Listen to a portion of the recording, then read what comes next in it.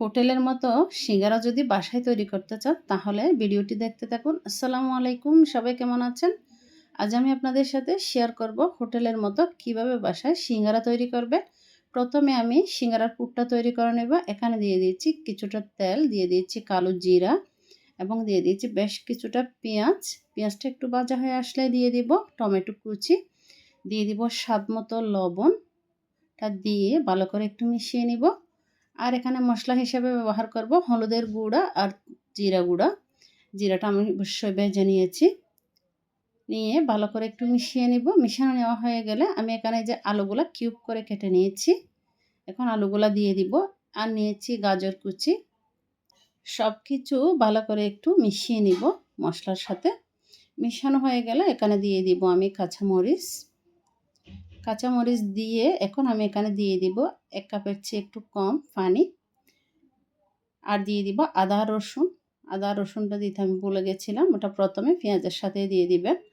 দিয়ে এখন আমি ঢাকনা দিয়ে অপেক্ষা করব একটু সেদ্ধ হওয়ার জন্য। এর মধ্যে এখন আমি ডোটা তৈরি করে নিব। এখানে আমি 1 কাপ পরিমাণ ময়দা নিয়েছি, আপনারা চাইলে আটা নিতে পারেন। দিয়ে দিয়েছি স্বাদ মতো লবণ, কালো জিরা আর 1 চা চামচের মতো চিনি দিয়ে ভালো করে মিশিয়ে নিয়েছি। এখন আমি দিয়ে দিয়েছি প্রায় 2 টেবিল চামচের চেয়ে একটু বেশি হবে রান্নার রেগুলার তেলটা আমি এমনভাবে ময়দার সাথে মিশিয়ে নিতে হবে যাতে করে ময়দাটা একদম জুড়ে ভেজা ভেজা হয়ে যায়। এই যে এভাবে মুঠো করলে যাতে মুঠো বেঁধে যায় এরকম হয়ে যেতে হবে। এখন আমি এখানে অল্প অল্প পানি দিয়ে একটি শক্ত ডো তৈরি করে নিব। পানি অবশ্য অল্প অল্প দিয়ে কিন্তু ডোটা তৈরি করবেন। এই যে আমি এভাবে করে কিন্তু ডোটা তৈরি করে নিয়েছি। আমার ডোটা কিন্তু মোটামুটি হয়ে গেছে। আমি এভাবে করে 2 মিনিট একটু ময়ান করে হালকা উপরে তেল দিয়ে রেস্টে রেখে দিব। এখন এই যে আমি যে আলুর পুরটা চুলায় দিয়ে দিয়েছিলাম সেটা আমার মোটামুটি সেদ্ধ হয়ে এসেছে। দিয়ে দিয়েছি একটা ম্যাগি মশলা, যে কোনো ব্র্যান্ডের দিলে হবে। এখন এভাবে করে একটু আলুগুলাকে ভেঙে দিব। এই যে কিছুটা গোটা থাকবে আর কিছুটা ভাঙা ভাঙা হবে, ওভাবে করে সব আলুগুলাকে একটু ভেঙে দিব। ভেঙে নেওয়া হয়ে গেলে এগুলো আমি একটু আলুর পুরটা একটু ঠান্ডা করে নিব। যে আমি এখন একটি রুটি বেলে নিব।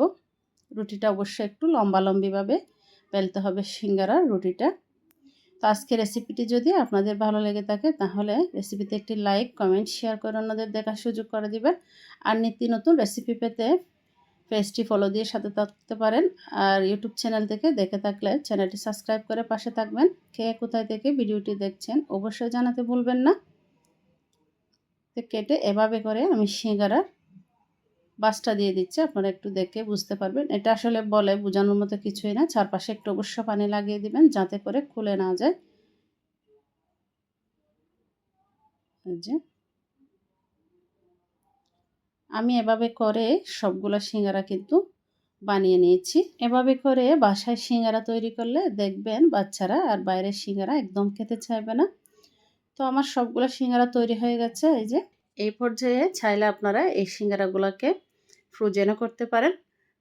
ফ্রিজে দিয়ে ঠান্ডা করে তারপর রেখে দিলে হয়ে যাবে। সিঙ্গারাগুলো ভাজার জন্য তেলে দিয়ে দিয়েছি।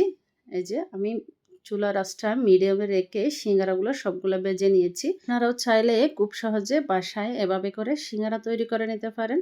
খেতে বেশ টেস্টি ছিল। আজকে এই পর্যন্ত। আল্লাহ হাফেজ।